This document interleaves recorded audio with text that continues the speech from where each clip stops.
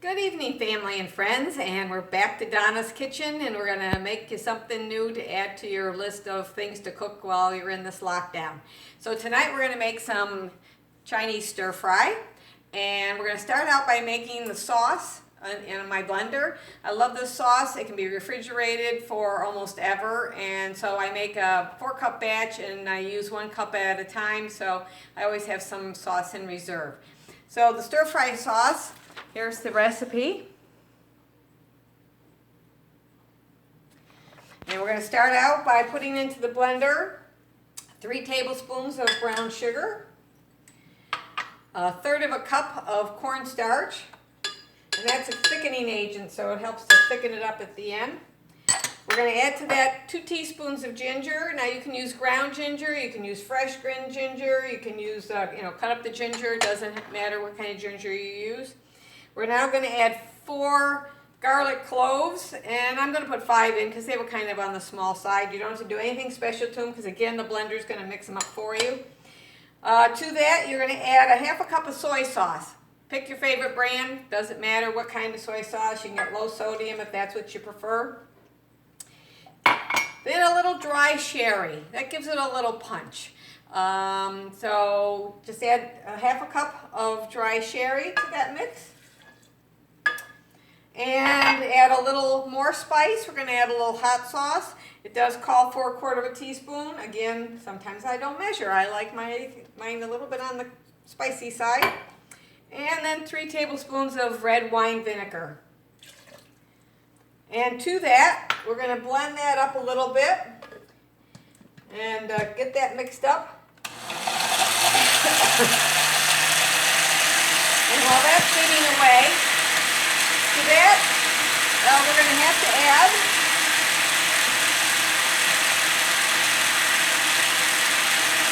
now chicken broth. Now if you're a vegan or vegetarian, you don't want to put any chicken broth in. You don't have to do chicken broth. You could do just plain water or add some other lemon juice. I wouldn't add not too much lemon juice, a little lemon flavoring, but whatever, or vegetable broth. This is a 14-ounce can of collagen because it calls for 2.5 cups. I've also got 6 ounces of warm water here, and to that I'm going to add a chicken bouillon cube because I don't want to open up another can that I'm not going to use. So to that we're going to add the chicken broth.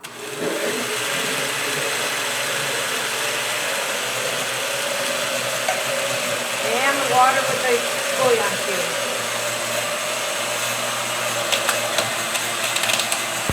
And we're going to mix that up real good, making sure that it gets, everything gets blended, all the spices get blended. And then from there, we're going to take out a cup and save it. From there, we're going to take out a cup and save it for our wok mix. And now we're going to go into making our wok. And before I started this filming, I cut up some vegetables. You can do all the vegetables that you find to be your favorite. So I have here some broccoli, some snow peas. They're my favorite to put into my Chinese dish. Carrots, celery, and some green peppers. And because I didn't have any chance to get some fresh mushrooms, I'm going to use some canned mushrooms, although I would prefer fresh. And I have some water chestnuts that I'm going to add. Now, I'm not a vegan, so I do like extra protein, so I'm going to put in a little chicken. So to do my wok, I'm going to turn my burner up. You don't need to have a wok pan to do it. Any large skillet will work. I also prefer peanut oil because it heats to a higher temperature and it makes the everything else cook up pretty fast. So I'm going to pour some and coat some of the bottom of my pan here with some peanut oil. And I'm going to do my chicken up first and get that started.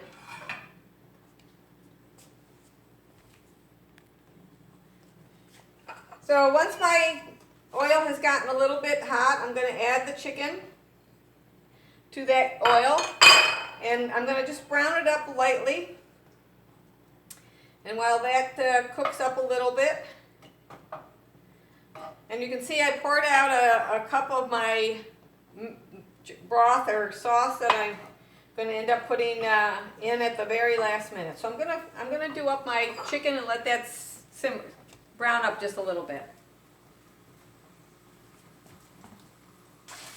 Now that my chicken is browned up, I'm going to take it out and I'm going to set it aside and put it on a plate because I don't want it to cook too much. I'm going to put that in at the end. And then I'm going to start adding my vegetables. And I'm going to do the ones that take the longest to cook first. So that's the carrots. So I'm going to put the carrots in. And you have to kind of keep an eye on the temperature. And I'm also going to put my celery in because both of those take a little bit longer to cook than others do.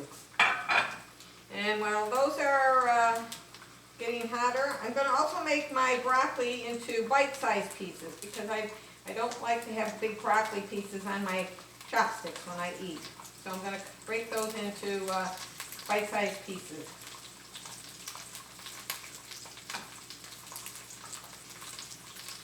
And while that oil is getting hot, and I may also need to add some extra oil. And I'm going to keep stirring because that's the whole thing with stir fry is you keep stirring it as it cooks. And it's going to take a minute or two to get to the consistency before you start adding the next vegetables in. But keep stirring it up because you want it all to be cooked rather evenly. And you don't want it to be cooked, you want it to be too overdone. So you keep stirring it. Gets a nice color to it.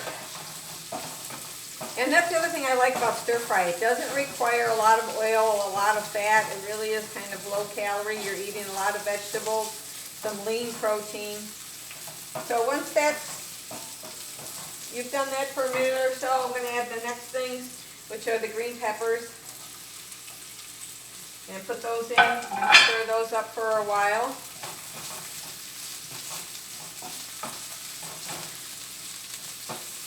So, you know, again, it doesn't have to really cook very long. You're stirring it up. It's gonna get a nice little crunch to it. But as you add each vegetable, each one of those is going to take add time to the other vegetables to cook and get to the consistency that you like. But you want to keep stirring it. You want to make sure you have a flat pan, one that is going to convey everything with an even temperature and an even heat to it.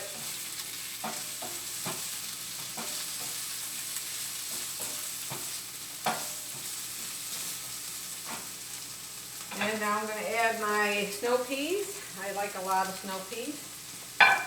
And the broccoli actually takes the least amount of time to cook because I really like that on the crunchy side. So I don't put the broccoli in for very long. So that's why I always do that one last. And the other thing about this dish is it's very colorful with all these different colors mixed in together. You can see the greens and the yellows, the translucence of the celery. So it's getting on the white side. And this is also good leftover. So if I make a rather large batch, I'm never going to eat all of this by myself. But, you'll have enough for someone for the next day. And now I'm going to add my broccoli.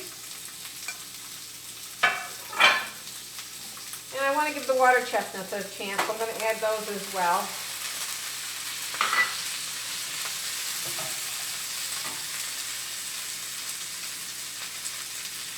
I'm going to get this broccoli down to a reasonable size. And I'm going to keep cooking it. I'm going to put the mushrooms in last because they are pre-cooked. If they were raw, I would have put them in a little bit sooner. And there seems to be ample oil in here, so everything is cooking evenly. So I'm going to keep stirring that up, breaking the vegetables apart. And then once you add the sauce and the meat back in, again, you're going to just keep, and you can always test it. Take a piece out, see if it's to the consistency that you want. But it does cook rather rapidly. And you just keep stirring it as you go along. I'm going to put my mushrooms in now. Now you can always tell when you've added a little water to the oil because it'll start to crackle and make a little more discerning noise. Everything is going up just nicely here. Getting cooked to the consistency that I'd like. That's why Chinese food is so fast. This is basically what they do in Chinese restaurants too. Okay, now I'm going to add my chicken back in again. Stir it up a little bit.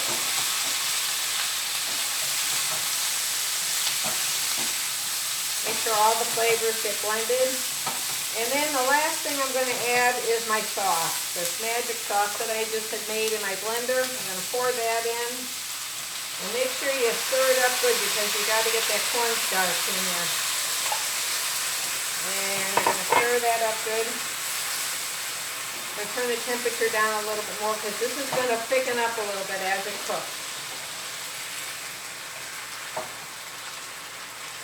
And I turn the temperature on the stove down a little bit.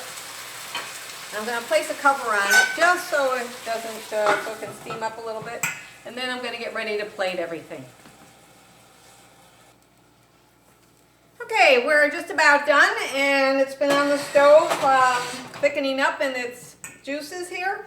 And so I'm now going to plate up, and I've got a plate of rice here, and I want to thank my niece, a shout out to my niece who gave me her used rice cooker, and it's a gem. So I would suggest anybody who makes rice or likes rice, you know, get one of these rice cookers because it really is a godsend.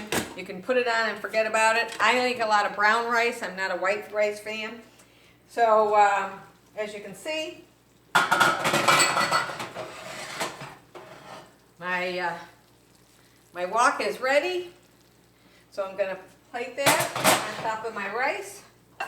And I'm going to make sure I get enough juices, enough of the different vegetables. Make it very colorful, get some of the meat. Okay. And then to give it some authenticity, I get some of the lo mein noodles, and I'm going to sprinkle those on top. And voila, I have dinner. And I've got my chopsticks. I don't have any sake, but we're going to enjoy a nice meal tonight. So that's my cooking for tonight. Have a great day. Enjoy.